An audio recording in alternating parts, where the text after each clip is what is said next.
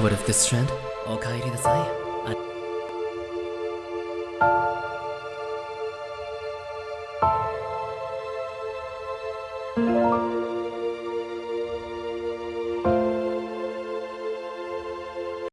Once upon a time, in a faraway land, there are two houses that are rivals, which is the Montagues and the Capulets. Two servants of the Capulet house, Samson and Gregory, are bad-mouthing the Montague house. One of the servants, Gregory, managed to spot out a Montague, which is Abraham. Samson did an offensive act to assault Abraham. Are you biting your thumb at me, sir? The law of our side, you can say that. It's a bite my thumb at you, sir. But I did bite my thumb, sir. After their conversation, Samson, Gregory, and Abraham starts to fight. Then suddenly Benvolio, a Montague member, jumps to the fight and tries to get it come to an end. But then a Capulet enters the scene.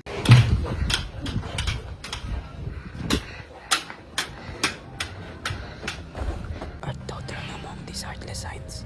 Turn thee, Benvolio, look abandoned. I keep the peace. I put up my sword, and I will manage these men beside me. John, and talk of peace, I hate the word as I hate hell, on Montagues and thee. How about thee, coward? Down with Capulet! Down with the Montagues! Down with Montague! What noise am I hearing? Give me my sword. Why? Why? Why are you calling for the sword? You villain Capulet, hold me not, let me go. You shall not cause trouble again. Rebellious subjects, enemies to peace. You men, you beast, throw your mistempereds to the ground and hear the sentence of your move, prince. 3 civil brawls, dread of an airy word. By thee, old Capulet and Montague, have thrice disturbed the quiet of our streets.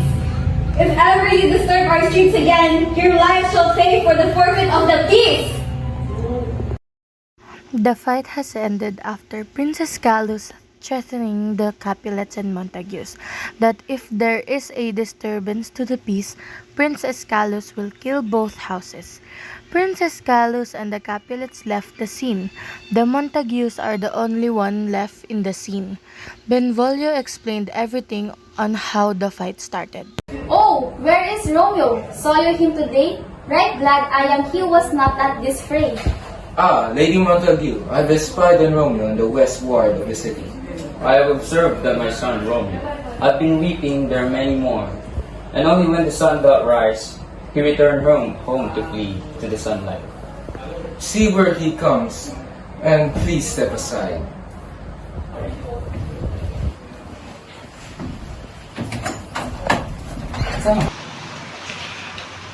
Good morning, cousin. Oh, is the day so young?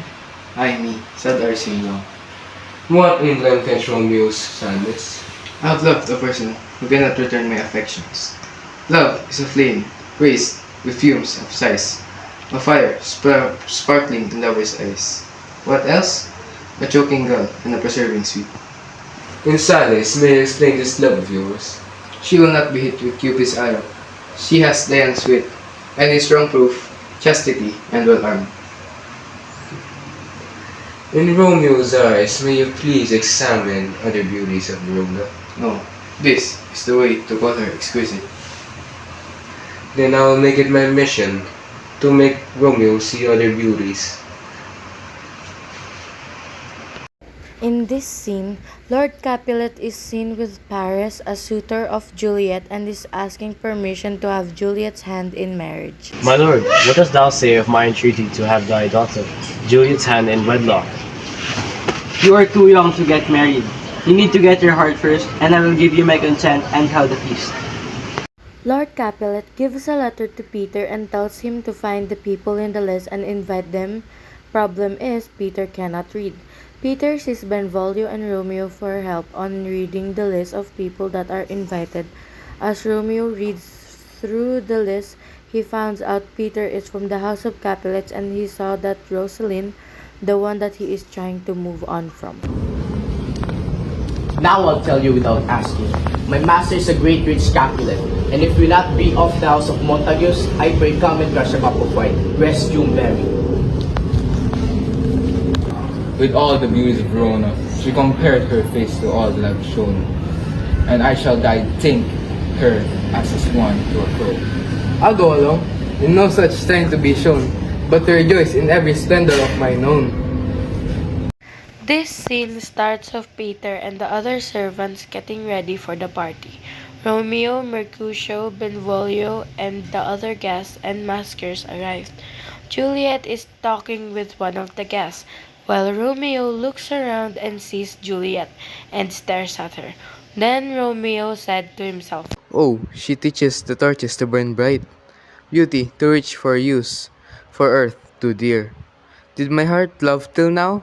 Forswear its sight, for I never saw true beauty until this night. These boys should be a Montague. What does a Montague doing? You should not belong in this place. Leave him alone! Be gentle with him! He is treated lavishly, but in truth, he is all talk of a gent. I'll retreat now, but don't expect a warm welcome next time. Romeo and Juliet ended up bumping into each other and conversing for a bit. Then Romeo asked Juliet for a dance. Romeo and Juliet danced but got interrupted by the nurse.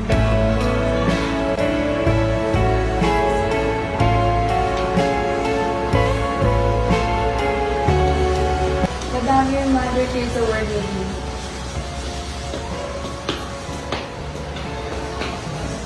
The Montagues leaves the party. Juliet in her room still thinking about Romeo and the romantic dance they have done. She wishes that it doesn't end, but she does not know that Romeo is a Montague. And Juliet asks the nurse to ask his name. His name is Romeo and a Montague. He is the son of your greatest enemy. Romeo, Romeo, wherefore art thou, Romeo? Then heard thy father refuse thy name. For if thou wilt not be but sworn, my love, we will no longer be a Capulet. I take thee at thy word.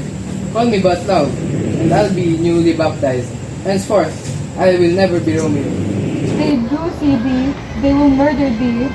As both Romeo and Juliet exchanges words, speaking on how much they love each other, Romeo has suggested that they should exchange their love vows right for him to be satisfied.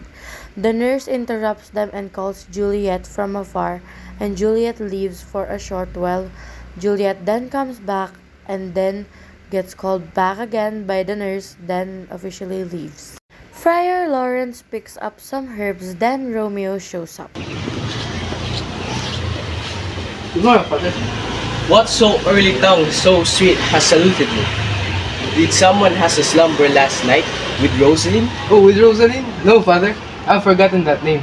My heart found its dear love already, in the fair daughter of rich Capulet. By marriage, when, where, and how we met, we have exchanged vows, and this I pray, that thou consent to marry us today. Holy Saint Francis, is it a change? Is Rosalind, whose love dear so soon, has forsaken? I must take my leave now, Father. Goodbye. Devil Romeo will never be. Is he not home tonight? I know not, but Tybalt, the kinsman to Capulet, sent a letter to his father's manor. Romeo and Mercutio entertains themselves in a wit, bath-told conversation. Afterwards, the nurse and Peter enters the scene. Romeo, can we talk? Yes, of course.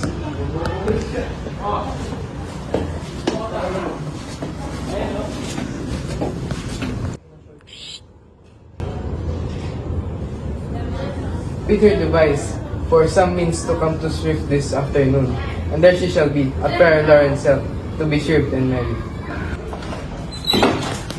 Oh, nurse, what's news? Have you met with him? I'm tired. Give me a while. Go to Friar Lawrence cell. That is where you're going to get married. Friar Lawrence assisted on the marriage of Juliet and Romeo. How many words, my dear Juliet? Oh, Romeo, words can describe what my love is for you, but I shall express it for my actions. Come with me, and we will make short work. By your lives, no one shall stay alone.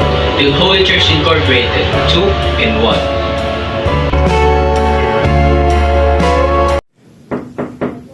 Who calls me so loud?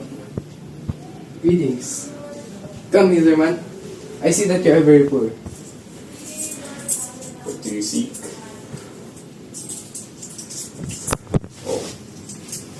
For those 40 ducats, I seek a poison that will speed up my death. A poison that will spread all around my veins. I have so many drugs, but Martha's law is the death of who utters them. Are you so full of wretchedness and fear of death? I see your eyes, they're full of pain, and your back carries so much burdens. My poverty, but not my will consists. So, here, taste it. Put it to any liquid and consume it. Even the strength of 20 men will fall if you drink that.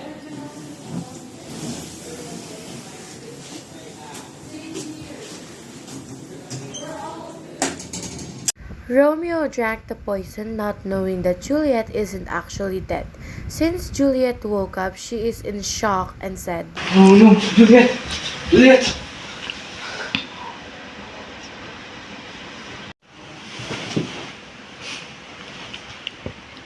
Romeo! Romeo! The two lovers, Romeo and Juliet, had died a very tragic death, like the quote, "Till death do us part." They never gave up on their love even if it was forbidden. But at the end, the two families, Montagues and the Capulets, have attained peace with each other after the death of one of their family members. This will be your end, Romeo. I shall challenge you to a duel. If I defeat you, then it's mine to hold.